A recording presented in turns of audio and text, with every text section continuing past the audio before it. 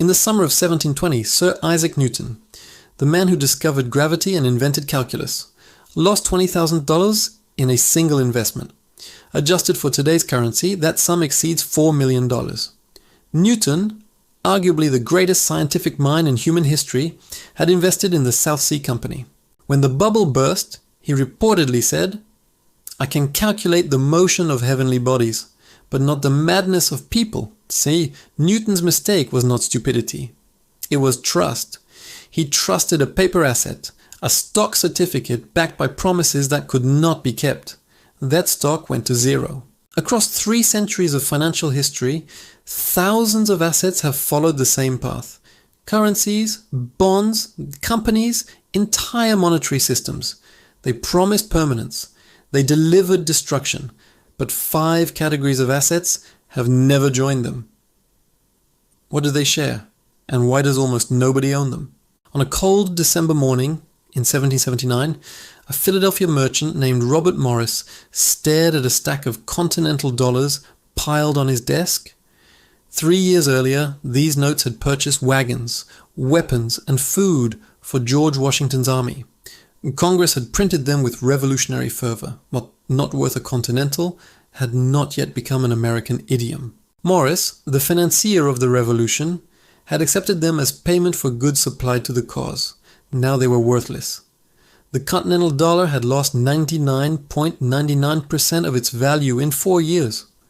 A paper currency backed by nothing but the promise of a government that did not yet fully exist had returned to its intrinsic value, the paper it was printed on. Morris survived. He understood something that most of his contemporaries did not. Certain assets carry structural vulnerabilities that make failure not just possible, but inevitable. Other assets lack these vulnerabilities entirely. The difference between the two determines who keeps their wealth across generations and who watches it evaporate. The 5 vulnerabilities that send assets to zero. Every asset that has ever gone to zero shares at least one of 5 fatal characteristics. Most share several. Understanding these vulnerabilities is the first step toward avoiding them. Vulnerability, SRA 1, counterparty dependence. Your asset requires someone else to honor a promise. A bond requires a government or corporation to pay. A bank deposit requires the bank to remain solvent. A stock certificate requires a company to continue operating. When the counterparty fails, your asset fails with it. The continental dollar depended on Congress's ability to tax, a power it did not possess under the Articles of Confederation. When the promise could not be kept, the currency died. Vulnerability, number 2, infinite supply potential. If an asset can be created without limit, its value will eventually be diluted to nothing. This is not theory, it is mathematics. When the French revolutionary government needed money in 1790, they created the assignat, a currency backed by confiscated church lands. The initial issuance was 400 million livres. Within 5 years they had printed 45 billion. The assignat lost 99% of its value and was eventually recalled and burned. What can be printed will be printed. What can be diluted will be diluted. Vulnerability, number 3. Obsolescence risk. Some assets can be replaced or made irrelevant by technological or political change. Buggy whip manufacturers once represented real value. Automobiles made them worthless. Railroad bonds built empires. Airlines and highways diminished their monopoly. An asset tied to a specific technology or political arrangement carries the risk that the world simply moves on. Vulnerability, suffer for, jurisdiction, trap. When a single government controls your asset's existence, that government can redefine, freeze, or confiscate it at will. German citizens holding Reichsmarks in 1945 discovered this truth violently. The currency that had functioned, however imperfectly, under the Nazi regime became worthless scraps after surrender. A new government issued new money. The old money ceased to exist. Your domestic bank account is not your money. It is a claim on money that exists at your government's pleasure. Vulnerability, paragraph 5, abstraction. Decay. The further an asset sits from tangible reality, the more fragile it becomes. A derivative is an abstraction of an abstraction. A bond is a promise about future promises. A currency is a symbol representing value that may or may not exist. When systems function normally, abstractions work. When systems fracture, abstractions reveal themselves as nothing but agreements. And agreements can be broken. The test that separates. Survivors apply these 5 vulnerabilities to any asset class, and the pattern becomes clear. Government bonds fail on vulnerabilities 1, 2, 4, and 5. Most stocks fail on vulnerabilities 1, 3, and 5. Bank deposits fail on all 5. The assets that have never gone to zero, not once in recorded history, are those that fail none of these tests, or mitigate them so thoroughly that the vulnerabilities become irrelevant. These assets share common characteristics. They exist physically. They cannot be created by decree. They serve permanent human needs. They are recognized across borders, and they represent actual value rather than promises about value. The first of these assets has protected wealth since before the invention of writing. It has outlived every currency, every empire, and every financial system ever created. In 1938, a Jewish banker named Jacob Goldschmidt fled Berlin with his family. He left behind a mansion, a prestigious career, and bank accounts that would soon be seized by the Reich. What he carried was invisible to the border guards. Gold coins sewn into the lining of his coat, his wife's jewelry concealed in the children's teddy bears, and a lifetime of wisdom about what survives when systems collapse. Goldschmidt was not unique. Across Germany, Austria, and Czechoslovakia, Jewish families who escaped the Holocaust shared a common strategy. Those who converted wealth to portable gold preserved something. Those who trusted bank accounts, property deeds, and government bonds lost everything to confiscation, hyperinflation, or the simple impossibility of accessing assets while fleeing for their lives. Gold crossed borders that paper could not cross. The asset with no counterparty gold fails none of the 5 vulnerability tests. It requires no counterparty. A gold coin does not depend on a government's solvency, a corporation's profitability, or a bank's liquidity. The metal itself is the value. No one needs to honor a promise for gold to function as wealth. It cannot be printed. The atomic structure of gold, 79 protons, atomic weight 196.97, cannot be replicated by decree. Every ounce of gold ever mined still exists. Total global supply increases by roughly 1.5% annually through mining. No central bank, no government, no financial institution can accelerate this number. Physics enforces the scarcity that human institutions cannot. It has never become obsolete. Roman soldiers were paid in gold array 2,000 years ago. Those same coins, pulled from archaeological sites, remain valuable today, not as curiosities, but as gold. The metal's purchasing power has remained remarkably stable across millennia, while every paper currency has either failed or depreciated dramatically. It transcends jurisdictions. Gold is recognized in every nation, every culture, every economic system. A gold bar in Zurich holds the same value as a gold bar in Singapore, Dubai, or New York. No single government controls its validity. It is not an abstraction. Gold does not represent value. It embodies value. You can hold it, hide it, transport it, and verify its authenticity with simple tests. It requires no electricity, no internet connection, no functioning court system to retain its worth. What central banks understand? In August 1971, President Richard Nixon announced that the United States would no longer redeem dollars for gold. The announcement was framed as temporary, technical, defensive against speculators. It was permanent, fundamental, and the largest default in human history. What Nixon's announcement revealed was that the United States had promised more gold than it possessed. Foreign governments, most notably France under Charles de Gaulle, had been exchanging dollars for physical gold since 1965, draining American reserves. De Gaulle understood what Nixon confirmed.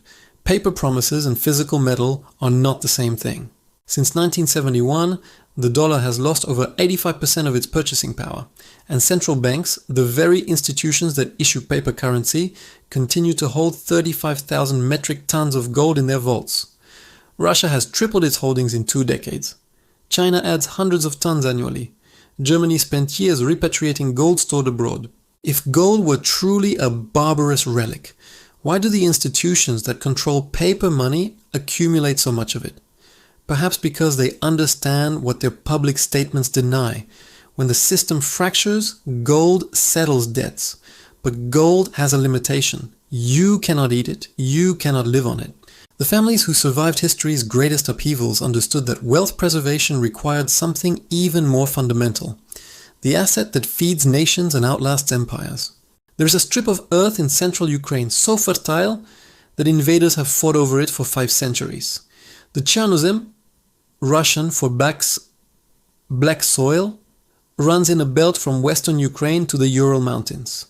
It is among the richest agricultural land on earth, with topsoil depths reaching 6 feet in some areas. Napoleon's armies marched across it. Hitler's Wehrmacht considered its capture essential to feeding the Reich. Stalin collectivized it and triggered a famine that killed millions.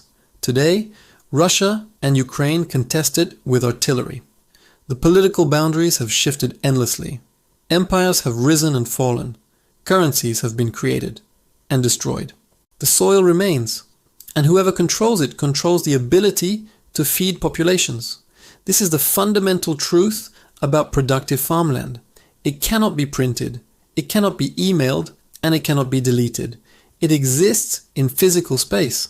It produces calories, and human beings require approximately 2,000 calories daily to survive, regardless of who governs them. The permanence of land. In 1086, William the Conqueror ordered a comprehensive survey of England, known as the Domesday Book. The document recorded who owned what land, its value, and its productive capacity.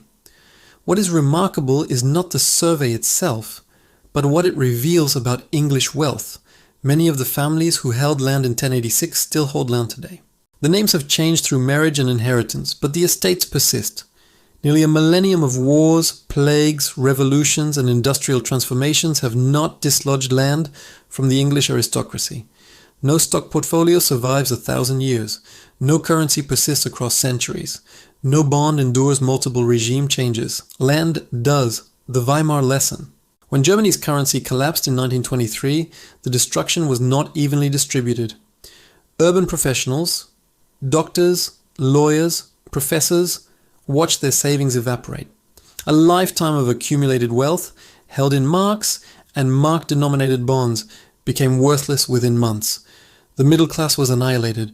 Farmers experienced something different. Their land still produced wheat, potatoes, and livestock.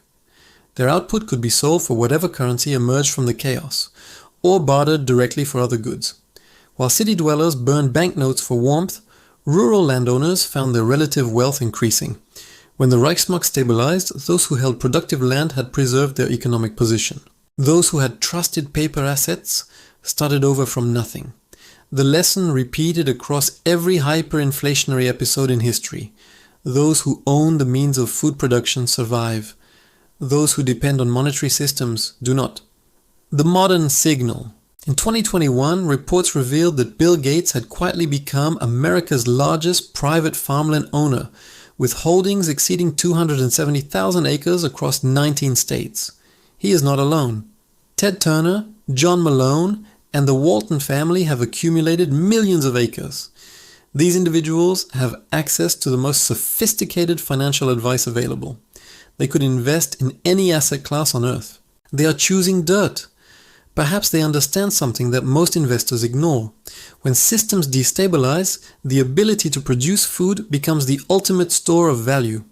But land has a limitation. It is immobile. It cannot be transported across borders when flight becomes necessary. The survivors of history collapses combined land with something more liquid, a resource that powers every aspect of modern civilization. On the morning of December 7, 1941, Japanese aircraft descended on Pearl Harbor, but the attack did not begin that morning. It began on August 1, 1941, 4 months earlier, when President Franklin Roosevelt signed an executive order freezing all Japanese assets in the United States and imposing a complete embargo on oil exports to Japan. Japan imported 80% of its oil from the United States. Without that oil, the Imperial Navy had 18 months of reserves. Without that oil, Japanese industry would grind to a halt. Without that oil, Japan's military ambitions were impossible. The embargo did not prevent war, it guaranteed it. Japan's attack on Pearl Harbor, on Malaya, on the Dutch East Indies was not irrational aggression. It was a calculated, and ultimately doomed attempt to seize the oil fields of Southeast Asia before the tanks ran dry. An entire empire went to war because it lacked access to a single commodity. Energy is not just another economic input. Energy is the prerequisite for all other economic activity. The wealth transfer of 1973, on October 17, 1973, the Organization of Arab Petroleum Exporting Countries announced an embargo against nations supporting Israel in the Yom Kippur War. Within 3 months, the price of oil quadrupled from $3 to $12 per barrel. The consequences reshaped the global economy. American motorists lined up for hours to purchase rationed gasoline. European governments imposed driving bans. Stock markets collapsed. Inflation surged. Unemployment rose. And the largest transfer of wealth in modern history began. Petrodollars flowed from consuming nations to producing nations at a rate of hundreds of billions annually. Saudi Arabia, Kuwait, and the UAE accumulated reserves that would reshape global finance for decades. Nations that controlled oil became creditors. Nations that imported oil became debtors. The 1973 embargo demonstrated a principle that has never changed. Whoever controls essential commodities controls the terms of exchange. When supply is restricted, the rest of the world pays whatever price is demanded. The 2022 reminder. In February 2022, Western nations imposed unprecedented sanctions on Russia following its invasion of Ukraine. The expectation was economic collapse. Russia would be cut off from global finance, global trade, global technology. The ruble would become worthless. Instead, something unexpected happened. Russia responded by demanding payment for natural gas in rubles. Europe, dependent on Russian energy for heating and electricity, faced an impossible choice: comply or freeze. The ruble, after an initial collapse, recovered to pre-war levels. European energy prices tripled. European industries closed factories. European consumers faced heating bills that doubled and tripled. Russia's economy contracted modestly. European economies entered recession. The lesson was simple. Financial sanctions cannot defeat commodity leverage. A nation with oil, gas, and grain possesses real power. A nation with only financial instruments possesses promises that can be refused. The survival hierarchy. The 2020s have clarified what previous generations understood instinctively. Energy and critical commodities sit at the foundation of economic life. Oil, natural gas, uranium, copper, lithium, rare earth minerals. These are the inputs without which modern civilization ceases to function. But commodities are difficult for individuals to hold directly. The survivors of financial collapse combine commodity exposure with a fourth asset, one more liquid, more portable, and more immediately useful when escape becomes necessary. In December 1991, a Moscow engineer named Dmitry Volkov withdrew his life savings from the State Bank, 40,000 rubles. It was a substantial sum. He had saved for 20 years. It represented an apartment, a car, a comfortable retirement. 3 months later, those rubles purchased a winter coat. The Soviet Union's collapse did not merely change governments. It destroyed the monetary system entirely. Prices rose by 2,500% in 1992 alone. Pensions became worthless. Savings accounts held numbers that meant nothing. The social contract between citizen and state, work hard, save dutifully, and the system will protect you, revealed itself as a lie. But Dmitry Volkov's neighbor, a black market trader named Sergei, had converted his earnings to US dollars throughout the 1980s. He kept them hidden in his apartment, technically illegal but practically essential. When the ruble collapsed, Sergei's dollars retained their value. He purchased apartments from desperate sellers. He started businesses with capital that actually meant something. 2 men, same building, same economy, opposite outcomes. The difference was which currency they trusted. The mathematics of selective collapse. Here is the principle that separates survivors from victims. When one currency goes to zero, not every currency goes to zero simultaneously. Hyperinflation is a local disease. The German mark collapsed in 1923, but the Swiss franc held firm. The Argentine peso collapsed in 2001, but the Uruguayan peso maintained relative stability. The Lebanese pound collapsed in 2020, but the dollar remained functional. This asymmetry creates opportunity for those who position themselves in advance. Those who hold foreign currency in stable jurisdictions preserve purchasing power, while their neighbors watch domestic savings evaporate. The Swiss understood this better than anyone.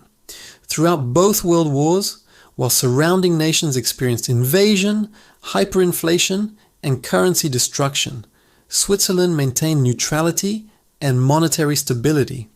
The Swiss franc became the refuge for capital fleeing chaos. Wealthy families across Europe transferred assets to Zurich and Geneva precisely because Swiss currency would survive what their own currencies would not. The trap that closes.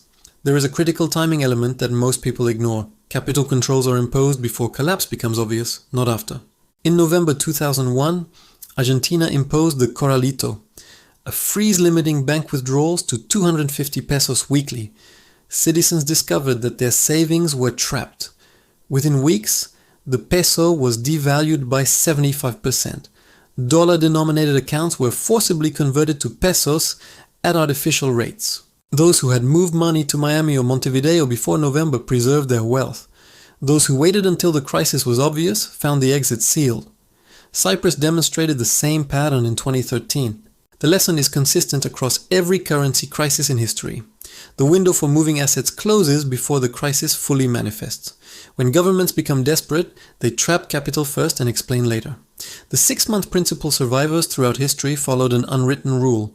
Begin moving currency offshore when the warning signs appear, not when the crisis arrives. But currency, even stable foreign currency, still represents a claim on another nation's productivity. The ultimate protection combines currency with ownership of productive capacity itself. Since 1875, through 2 world wars, a global depression, multiple currency crises, and the complete restructuring of European borders, one company has paid dividends without interruption: Nestlé. The Swiss food conglomerate has distributed cash to shareholders every single year for 150 years. When Germany invaded France, Nestlé paid dividends. When the Great Depression destroyed banks and bankrupted governments, Nestlé paid dividends. When hyperinflation rendered currencies worthless across Europe, Nestlé paid dividends. This is not luck. This is structure. Nestlé sells baby formula, coffee, bottled water, and pet food. These are not luxuries that consumers abandon during recessions. They are necessities that people purchase regardless of economic conditions. A mother will sacrifice almost anything before she stops feeding her infant. A family will cut entertainment, travel, and clothing budgets before they stop buying food. The business model is crisis-proof because the products are essential. The depression filter. The Great Depression destroyed fortunes indiscriminately, or so the popular narrative claims. The reality is more nuanced. Certain categories of businesses survived and even thrived while speculative enterprises collapsed. The pattern reveals what essential actually means. American Telephone and Telegraph, AT&T, maintained its dividend throughout the Depression. The telephone had become critical infrastructure. Businesses needed it to function. Governments needed it to communicate. Even households facing severe budgets maintained phone service because connection to the outside world had become necessity, not luxury. Utility companies displayed similar resilience. Electricity was no longer optional by 1930. Factories required power. Homes required light and heat. Water systems required pumping. The companies providing these services saw reduced margins but continued operations. Their bonds remained among the safest investments in America, while industrial stocks collapsed by 90%. The investors who concentrated in these essential businesses emerged from the Depression with wealth intact. Many emerged wealthier, having purchased additional shares at distressed prices from forced sellers. The Buffett principle. No investor has articulated this philosophy more clearly than Warren Buffett. Berkshire Hathaway's portfolio reads as a catalogue of human necessities. Insurance, because risk never disappears. Railroads, because physical goods must move. Energy, because civilization requires power. Consumer staples, because people eat and drink daily. Buffett's famous test for investment asks a simple question. Will this business exist in 50 years regardless of technological change? If the answer is uncertain, he avoids it. If the answer is yes, he considers ownership. What Buffett does not own is equally instructive. He avoided technology stocks for decades because competitive advantages in technology are temporary. He avoided airlines despite their obvious utility because the industry structure prevents sustained profitability. He avoided most financial stocks after observing their fragility during crises. The strategy is not exciting. It does not promise rapid wealth. It promises durability, the ability to survive whatever arrives next. Ownership versus speculation. There is a fundamental difference between owning a business and owning a ticker symbol. The investor who owns Nestlé owns a claim on factories, distribution networks, brand recognition, and the cash flows generated by products consumed daily by billions of people. The speculator who trades Nestlé stock owns a number on a screen that moves based on market sentiment. When collapse comes, the speculator discovers their position is an abstraction.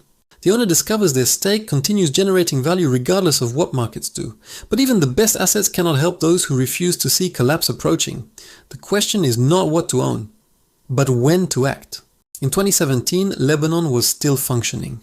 Banks advertised interest rates exceeding 10% on dollar deposits. Beirut's restaurants were full. Real estate prices remained stable. The Lebanese pound had been pegged to the dollar at 507 for over 2 decades. International observers noted concerns, but life continued normally. By 2023, the pound had lost 98% of its value. Banks had frozen accounts. Depositors discovered that dollars were actually Lebanese pounds converted at fictional rates. ATMs dispensed worthless paper. Middle-class families who had saved for decades found themselves impoverished. The collapse did not arrive without warning. The signals were visible for years to anyone who understood what to look for. The 5 signals that precede zero. Every currency collapse, every sovereign default, every monetary system failure in recorded history has been preceded by the same warning signs. The specific numbers vary. The pattern does not. Signal number 1. Debt to GDP exceeding 130% with no reversal path. When government debt surpasses the economy's annual output and continues rising, mathematics dictates eventual default or devaluation. Zimbabwe's debt spiral became obvious by 2006, Venezuela's by 2012, Lebanon's by 2018. In each case, the trajectory was visible years before collapse. The political will to reverse it did not exist. Signal number 2. Central bank balance sheet expansion exceeding 10% annually. When central banks create money faster than economies grow, currency devaluation is not a risk. It is arithmetic. The Zimbabwean Reserve Bank expanded its balance sheet by thousands of % annually before the currency died. Venezuela's central bank followed the same pattern. The mechanism is always identical. Governments that cannot borrow print instead. Signal number 3. Real interest rates negative for extended periods. When the interest paid on savings is less than the rate of inflation, savers lose purchasing power by holding currency. This is not accidental, it is policy, a silent tax that transfers wealth from savers to debtors. Extended periods of negative real rates signal that authorities have chosen inflation over fiscal discipline. Signal number 4, currency devaluation, accelerating against hard assets. When gold, real estate, and commodities rise consistently against a currency, the market is delivering a verdict. This money is losing credibility. Venezuelans watched the bolivar lose value against dollars for years before hyperinflation became undeniable. The signal was clear. Most ignored it until flight became impossible. Signal number 5, wealthy insiders converting paper to tangible assets. This is perhaps the most reliable signal of all. When politicians, central bankers, and connected elites begin quietly acquiring gold, foreign property, and foreign bank accounts, they are revealing their true expectations. Their public statements promise stability. Their private actions prepare for collapse. In Zimbabwe, the political elite accumulated farms, foreign currency, and offshore accounts throughout the 2000s, while assuring citizens the economy was sound. In Venezuela, regime insiders moved billions abroad while denouncing capitalism. In Lebanon, bank owners transferred deposits overseas, before imposing restrictions on ordinary customers. The current assessment? These 5 signals are not theoretical. They are measurable. They can be applied to any economy, any currency, any monetary system. The question is not whether these signals have appeared before catastrophe. History confirms they always do. The question is whether you will recognize them in time, or whether normalcy bias will keep you frozen until the window closes. The survivors of every collapse share one characteristic. They acted while action was still possible. On the morning of May 29, 1453, the Byzantine Empire ended. For over 1,000 years, Constantinople had been the wealthiest city in Christendom, a fortress of gold, art, and accumulated treasure that had survived invasions, plagues, and the rise and fall of every other European power. When Ottoman cannons finally breached the walls, Sultan Mehmed II captured wealth that would finance his empire for generations. But not everyone inside those walls lost everything. In the decades before the fall, as Ottoman pressure mounted and the empire's collapse became increasingly probable, wealthy Byzantine families had been transferring assets westward. Gold went to Venice. Manuscripts went to Italian patrons. Trading operations were established in cities beyond Ottoman reach. When the walls fell, these families lost their Constantinople holdings. But their wealth had already moved beyond the conqueror's grasp. The Byzantines who stayed, who trusted the walls, who believed divine intervention or diplomatic rescue would arrive, they lost everything. The pattern has not changed in 600 years. The architecture of survival. The families who preserve wealth across centuries share a common architecture. They do not concentrate. They do not trust single governments, single currencies, single asset classes.